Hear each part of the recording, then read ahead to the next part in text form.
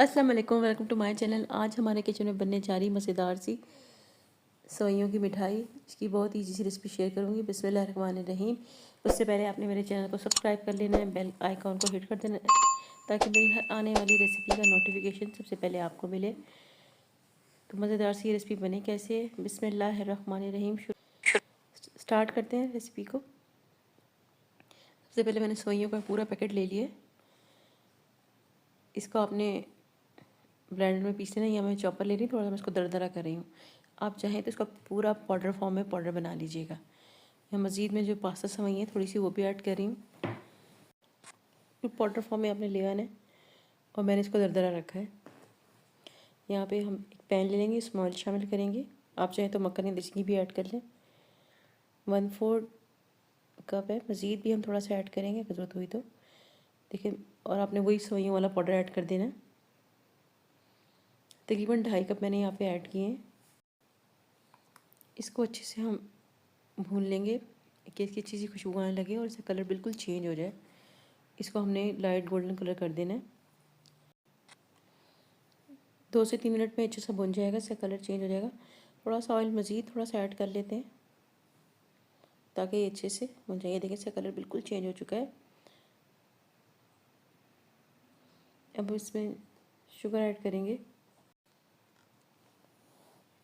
Sugar add करने के बाद इसमें थोड़ा सा हम कुटी हुई इलायची ऐड करेंगे। आप चाहें तो इस वक्त भी दूध ऐड कर सकते हैं और थोड़ा ज़्यादा मकदार में कर लें ताकि थोड़ा सा ही नरम हो जाए। तो मैं इसको थोड़ा क्रिस्पी क्रंची रखना है, तो मैंने इसलिए थोड़ा थोड़ा दूध ऐड कर रही हूँ।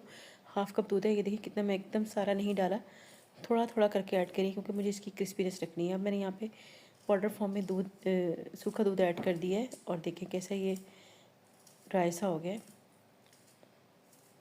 इसी तरह थोड़ा थोड़ा दूध डाल के ना इसको हम इस फॉर्म में लेंगे कि ये एक जैसा हो जाए। थोड़ा थोड़ा दूध डालना है, बिल्कुल एकदम सारा दूध नहीं डाल देना। और अगर मैं फिर अगेन आपको बता रही हूँ कि अगर आपको इसको क्रिस्पी नहीं रखना तो फिर आप इसमें दूध डाल के पहले इसको थोड़ा सा पका लें, फिर उसके बाद आप सूखा दूध ऐड कर लें। इस तरह का फिर बाद में आप कर लें, ठीक है। नरम आपने इसको रखना है तो ये थोड़ा क्रिस्पी होगा, क्रंची होगी। हमने पहले से इस ट्रे को ग्रीस किया हुआ था, इसमें हमने इसको डाल दिया। अब इसको अच्छे से आप फैलाने के बाद कट कर लीजिएगा। काउंटर पे इसको 10 मिनट के लिए छोड़ दीजिएगा तो ये बिल्कुल बर्फ़ी की फॉर्म में आ जाएगी। इसकी मैं कटिंग कर रही हूँ। उसको पिस्ते से गार्निश कर लेंगे क्योंकि इसका कलर और पिस्ते का ग्रीन कलर बड़ा अच्छा सा कंट्रास्ट हो जाएगा।